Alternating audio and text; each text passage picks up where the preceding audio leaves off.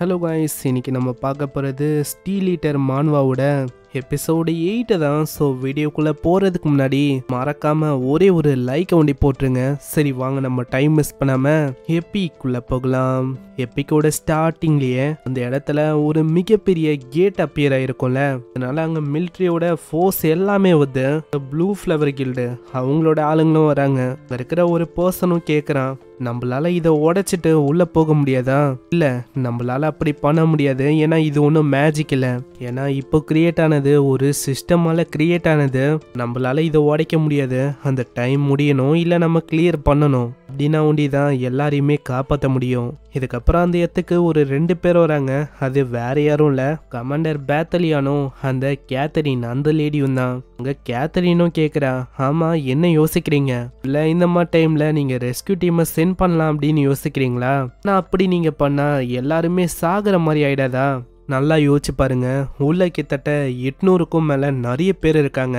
அவங்களோட உயிர் நம்மளுக்கு முக்கியம். அதுக்கும் மேல என்னோட ட்ரம் கார்டு அவன் வந்து உள்ள இருக்கான். அது வேற யாரும் இல்ல, நம்ம ஹீரோ தான். மல்லி அவனோட மெட்டல் பாலை வச்சு அந்த ஸ்பைடரை நொறுக்க ஆரம்பிக்கிறான். தப்பிக்கும் போதே அங்க மத்தவங்க கிட்ட அவன் சொல்றான், சீக்கிரம் போன வாட்டி எப்படி இதை உரைய வச்சிங்களோ அதே மாதிரி பண்ணுங்க. இதை கேட்டோன்னே அவங்களும் யோசிக்காம உரைய வைக்கிறாங்க. நம்ம ஹீரோ இதை ஒரு வாய்ப்பை வச்சு தாக்க போறானா? அங்க சைட்ல இருக்க அந்த மாஸ்டருங்க இது டைரக்டா அவங்கள தாக்க போகுது. ஆனா அதுக்குள்ள மல்லி அவனோட மெட்டல் கண்ட்ரோலை வச்சு அதோட கதையை முடிக்கிறான். அங்க பாலு சம வேகமா அதோட உடம்புல ஸ்விங் ஆக ஆரம்பிக்குதா. அதே மாதிரி மீதி இருக்க மாஸ்டரோட கதையும் அங்க முடியுது. அவ்வளவுதான், உனக்கும் அதேதான் மை ஃப்ரெண்ட். அவளைக்கு எவ்வளவு நம்ம ஹீரோ இப்படி சண்டையிடறானோ அவளைக்கு எவ்வளவு நம்ம ஹீரோவோட மானமும் கொஞ்சம் கொஞ்சமா குறையுது. இங்க இப்படி இவன் சண்டை போடும் போது சைட்ல இதையும் எவனோ ஒருத்தன் பாக்குறான். எனக்கு புரியல, இவனால எப்படி இதெல்லாம் பண்ண முடியுது? அதுக்காக இவன் இங்க வரணும். அந்த பர்சனுக்கும் ஒரு கொஸ்ட் வந்து அப்பியர் ஆகுது. நீங்க மெயின் கொஸ்ட ஃபெயில் ஆக்கிட்டீங்க.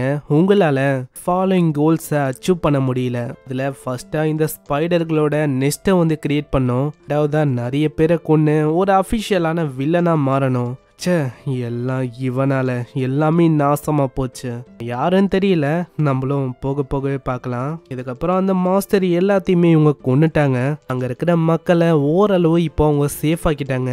அந்த புத்திசாலியான அந்த கமாண்டரும் சொல்றாரு, ரொம்ப நன்றி, நீங்க ஒண்டி இல்லைன்னா அவ்வளவுதான். இந்த வேவை எங்களால நித்த முடியுமான்னு கேட்டா, கண்டிப்பா அது கிடையாது. ஏதோ நீங்க வந்தீங்க, நான் வந்து எப்படியும் நித்திட்டோம். உங்களை பார்க்கும் போதே எனக்கு தெரியுது நீங்க ரொம்ப ஹை லெவல்ல இருக்க ஒரு ஆளுன்னு. ஆமா, உங்களுக்கு பிரச்சனை இல்லைன்னா உங்களோட பேரை கொஞ்சம் சொல்ல முடியுமா? இதை கேட்டோடனே நம்ம ஹீரோ யோசிக்க ஆரம்பிக்கிறான். அங்க இருக்கிறவங்களும் எல்லாருமே பாக்குறாங்க என்ன சொல்ல போறாருன்னு. அம்மா, ஏதாச்சும் பிரச்சனையா? ஹீரோக்கும் என்ன சொல்றதுன்னு தெரியல. ஏன்னா அவனோட உண்மையான பேரை சொன்னா பிரச்சனை ஆயிடும்ல. அதனால யோசனை இருக்கான். இந்த இடத்துல நம்ம சோவையும் கத்திக்கினே வரலாம். அங்க இதை ஒரு வாய்ப்பா வச்சு அந்த பேரு கேட்கிற அந்த விஷயத்துல இருந்து நம்ம ஆளு நழுவிக்கிறான். அங்க நம்ம சோவி சொல்றா, மக்கள் எல்லாரையுமே அவங்க எவாக்குவேட் பண்ணிட்டாங்க. இப்ப எல்லாருமே ஒரு பகுதியில இருக்காங்களாம். ஆனா இப்பதான் நம்ம ஹீரோவே குண்டை தூக்கி போடுற மாதிரி இன்னொரு விஷயத்த உடைக்கிறான். என்னன்னா, இப்போ இருக்க இந்த கேட் இருக்குல்ல, இது வந்து ஒரு டபுள் கேட்டு. இப்போ செகண்ட் வேவும் வரப்போகுது. இப்போ ஏதாச்சும் ஒரு பிரச்சனை தப்பா போச்சுனாலும் அவ்வளோதான், விஷயம் எல்லாமே அப்படியே முடிஞ்சிடும். கண்ணு முன்னாடியே எல்லாமே அழிஞ்சிரும். 800 சிவிலியன்ஸ் எல்லாருமே இறந்து போற மாதிரி ஆயிடும். அதனால சீக்கிரமா எல்லாரையுமே மூவ் பண்ணுங்க இப்படின்னு நம்ம ஹீரோ அங்க சொல்றான். இந்த சைடு உள்ள போற அந்த ரெஸ்கியூ டீம் கிட்ட நம்ம பேத்தலியன் சொல்றாரு, இப்போ நீங்க தான் போக போறீங்க. அதுல நம்ம மின்னோ இருக்கான். நம்ம மின்னோட டீம் தான் போகுது. அங்க ஒரு விஷயத்தையும் சொல்றாரு, இன்கேஸ் நீங்க நம்ம லீய சந்திச்சிங்கன்னா அவன் சொல்ற விஷயத்த நீங்க பண்ணணும். என்ன உங்களுக்கு புரியுதா? இதை கேட்குறவங்களும் ஒத்துக்கிறாங்க. நெக்ஸ்ட் சீன்ல அந்த வித்தியாசமான ஆளை காட்டுறாங்க. அந்த டபுள் கேட்டுக்கு மெயின் காரணமா இருக்கிற அந்த பர்சனு அவனும் அங்க இருக்கான். அந்த பர்சனுக்கு ஒண்ணுமே புரியல. ஏன்னா அவனோட கொஸ்டின் அங்க ஃபெயில் ஆயிடுச்சு. அவனோட கொஸ்டின் என்ன, அந்த வெனமோட இருக்கிற அந்த ஸ்பைடரு அது கேட் 1 வழியா அப்பியர் ஆகி இங்க ஒரு கூடை கட்டணும். அதே மாதிரி 500க்கும் மேற்பட்ட நிறையவே சிவிலியன்ஸை கொல்லணும். அப்படியெல்லாம் பண்ண முடியுதான் அந்த எலைட் மாஸ்டர் வழியே அவனுக்கான ஒரு ஸ்பெஷலான ஐட்டம் கிடைக்கும். இதை நான் பண்ணியே ஆகணும். இதை கம்ப்ளீட் பண்ணிட்டா போதும், நான் வந்து ஒரு ரெகுலர் வில்லனா ப்ரொமோட் ஆயிடுவேன். அதுக்கப்புறம் என்ன, இந்த கொஸ்டினால என்னோட லைஃபே சேஞ்ச் ஆயிடும் அப்படின்னு ஆளு யோசிக்கிறான். அந்த இடத்துல அவன் நோக்கி ஸ்டீல் பால்ஸ் தான் வந்து தாக்குத. உடனே அவனோட பவரை யூஸ் பண்ணி அங்க வேறுகளை அவன் வர வைக்கிறான். வேறுனாலேயே அவளைக்கும் அவனுக்கு எதுவுமே ஆகல. ஆமா, நீங்க வந்து இங்க என்ன பண்ணிருக்கீங்க? நானும் ஒரு சோல்ஜர் தான் அவன் சொல்றான். ஆனா நம்ம ஹீரோக்கு நல்லாவே தெரியும், கண்டிப்பா அந்த கொலையாளியும் ஃபர்ஸ்ட் வேவ்ல ஒரு சோல்ஜர் மாதிரி தான் ஒஞ்சின்னு இருப்பானு. எனக்கு நல்லாவே தெரியும் இது எல்லாத்துக்குமே காரணம் நீ தானே. ஒரு சோல்ஜர் மாதிரி ட்ரெஸ்ஸை போட்டு வந்து மக்களுக்கு இடையில இருந்து எல்லாரையும் அழிக்கணும் அப்படின்னு பாக்குறதானே நீ. ஆனா இதுக்கு இதை நீ பண்ணணும்? உன்னோட மூளை என்ன மக்கி போயிச்சா? ஆனா உண்மையை சொன்னா ரொம்ப நாளா உன்னை நான் பார்க்கல யாங் அப்படின்னு அவனோட பேரை சொல்ல இங்க அவன் ரொம்ப ஷாக் ஆகுறான். எப்படி என்னோட பேர் வந்து உங்களுக்கு எப்படி தெரியும்? இப்பதான் இவனோட எபிலிட்டி பத்தியும் தெரியுது. இப்போ இவன் வில்லன் கேண்டிடேட்டா இருக்கான். ரேங்க்ல இருக்க ஒரு பிளேயரு. இவனோட பவரு மரத்தெல்லாம் கண்ட்ரோல் பண்றது தான் இவனோட பவரே. அங்க லியோ சொல்றான், எனக்கு உன்னை நல்லாவே தெரியும், நான் நீ தான் எல்லாரையுமே கொல்ல வந்த அந்த வில்லனி. கேக்குறான், ரொம்ப கடுப்பாகிறான். ஆமா, யாரா நீ? என்னை பத்தி எப்படா உனக்கு எவ்வளவு தெரியும்? அதுக்கும் மேல நான் ஒரு வில்லன்னு நீ கத்தி சொல்லியிருக்க கூடாது. எனக்கு உன்னை பத்தி நல்லாவே தெரியும். உன்கிட்ட மெட்டல் மேனிப்புலேஷன் அதுக்கான எபிலிட்டி இருக்கு. என்னோட கணிப்பு படி ஒரு ஏ ரேங்க் பிளேயர் நினைக்கிறேன். என்னதான் என் முன்னாடி ரொம்ப கான்பிடென்டா இருந்தாலும் உன்னால என்னோட எபிலிட்டி முன்னாடி ஒண்ணுமே பண்ண முடியாது. நான் உன்னோட மெட்டல் பால் எல்லாமே ஒரு பிரெட் மாதிரி தான், எனக்கும் நல்லாவே தெரியும். அதனால தான் நான் இதை வச்சிருக்கேன். அவனோட வாயில அப்படியே நெருப்பு சுரக்க ஆரம்பிக்குது. அதை பார்த்து அவன் ஆடி போறான். அதுக்கப்புறம் சீன் அப்படியே பாஸ்ட்டுக்கு போகுது. அவனோட பாஸ்ட் வாழ்க்கையில 800 பேரையும் கொன்னது இந்த யாங் தான். அங்க ஒண்டி நிக்கல, நிறைய பேரை கொன்னு இன்னமும் பவரை அடைஞ்சுக்கினே தான் ஒரு சிட்டியே அவனால அழிக்க முடிஞ்சது. அங்க நம்ம ஹீரோவோட நிலைமையும் ரொம்ப மோசமா இருக்கும். ஆனா அது எல்லாமே போன கதை. இப்போ நான் அந்த மாதிரி நடக்க விட மாட்டேன். அந்த மரத்தோட வேரும் அப்படியே அவனை தொட வருமா. அங்க சம வேகமா அந்த இடத்த விட்டு அவன் மறைஞ்சு போறான். பாக்குற அவன் ரொம்ப ஷாக் ஆகுறான். எப்படி பண்ற ஒரு அட்டாக்கும் அவன் மேல படவே இல்லை. அங்க லீயும் தப்பிச்சுக்கினே அவனோட மெட்டல் பால்ஸை வச்சு தாக்குறானா. எல்லாமே ரூட் மேல தான் பத்து. இது எல்லாமே என் முன்னாடி ஒண்ணுமே இல்லை. ஆனா இதுதான் நம்ம லீயோட பிளானும்.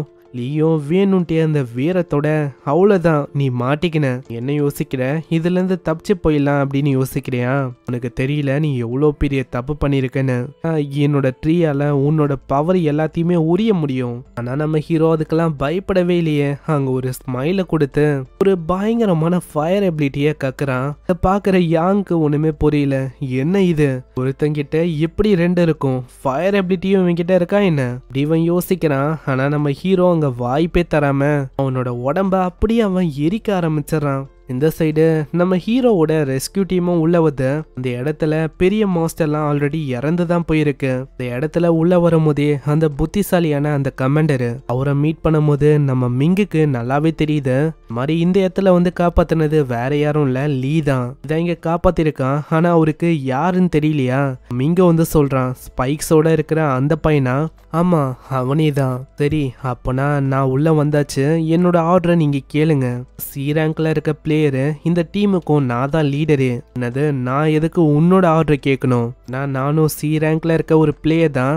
எதுக்காக நான் உன்னோட ஆர்டரை ஃபாலோ பண்ணணும்? அதுக்குள்ள நம்ம சோ வந்து அங்க கத்துறான். ஒரு பிரச்சனை என்னன்னா, உடனே நம்ம மிங்க ஓடி வந்து கேக்குறான், உனக்கு அடிப்படல, உனக்கு ஏதாச்சும் அடிபட்டிருக்கா, ஏதாச்சும் சொல்லுமா? அது ஒன்றும் முக்கியம் இல்ல. இப்ப அதை விடவும் பெரிய பிரச்சனை இங்க போயின்னு இருக்கு. என்னன்னா, இங்க இருக்கிற சிவிலியன்ஸை நம்ம கேதர் பண்ணோம்ல, உங்களுக்கு தெரிஞ்சு போயிடுச்சு அவங்க மாட்டின்னு இருக்கிறது ஒரு கேட்டுல டபுள் கேட்டுன்னு. அதனால அவங்க வந்து ஒத்துக்கவே இல்லை இந்த மாதிரி நிக்கிறதுக்கு. அங்க இருக்கிற மக்கள்கிட்ட அவங்க எவ்வளவோ சொல்றாங்க, இருந்தாலும் கேட்கவே இல்லையே. அங்க வந்து எப்படி உங்களை நம்புறது? இது வந்து ஒரு டபுள் கேட்டு. நீங்க உங்களை யாரையா பயன்படுத்தி இந்த இடத்த விட்டு தப்பிக்கலான்னு பாக்குறீங்க அதானே? இல்ல, அதெல்லாம் இல்ல. யாரு இந்த மாதிரி ஸ்டோரி எல்லாம் உங்களுக்கு சொன்னா? அது மூஞ்சில ஸ்கேஸோட இருக்கிற ஒரு பர்சன் தான் சொன்னா. இப்பதான் நம்மளுக்கு தெரியுது யாங்க தான். அதே போல சொல்லிட்டு தான் இங்க வந்திருக்கு சண்டைக்கு. அப்புறம் யாங்க காட்டுறாங்க. யாங்கோட நிலைமையும் மோசமா இருக்கு. யாங்கோ சொல்றான், நான் வந்து எல்லாத்தையுமே பண்ணிட்டேன். அப்படி இருந்தோம் நான் எதுக்கு இந்த மாதிரி ஒரு ஆப்பர்ச்சுனிட்டிய மிஸ் பண்ணணும்? எல்லாத்துக்குமே காரணம் நீதான். நீ வந்து பண்ணது எதுவும் சரியில்லை. அப்படியா? சரி இல்லைன்னா சீக்கிரம் செத்துப்போ. அங்க அவனோட கதையும் முடிக்கிறான். அந்த இடத்துல என்ன ஆச்சுன்னு தெரியல, திடீர்னு ஒரு போர்ட்டல் மாதிரி ஒரு விஷயம் உருவாகி ஒரு 2 ஏஞ்சலுங்க, அதுங்க ரெண்டுமே நம்ம ஹீரோவை நோக்கி வருது. உங்க சிஸ்டம் வழியா ஹீரோக்கு ஒரு நோட்டிபிகேஷன் வருது, உங்களோட மானா செம்ம வேகமா ரெக்கவர் ஆகுது, உங்களோட ஹெல்த் அதுவும் ரெக்கவர் ஆயிடுச்சு. இப்போ உங்களுக்குன்னு ஒரு கொஸ்டும் வந்திருக்கு. அது என்னன்னா அது ஒரு ஹிடன் கொஸ்ட் தான். நீங்க மேன் கைனை ஏமாத்தின அந்த வில்லனை ஸ்டாப் பண்ணியாச்சு. இப்போ உங்களுக்குன்னு ஒரு சான்ஸ் வந்திருக்கு இந்த ஹியூமனிட்டியை ப்ரொடெக்ட் பண்ற கார்டியனா மாறுறதுக்கு. ஸோ என்ன, நீங்க கார்டியனா மாறுறதுக்கு தயாரா? உங்களால இந்த உலகத்துக்கு லைட் ஆஃப் த வேர்ல்டா மாற முடியும். நீங்க வெறுமா அதுக்கு மாற ஆசைப்படுறீங்களா இல்லையா, அதை ஒண்டி சொல்லுங்க. நம்ம ஹீரோவும் சொல்றான், அதுவா கண்டிப்பா இல்ல இப்படின்னு இவன் சொல்ல இங்கே இந்த எபிசோடும் முடியுது.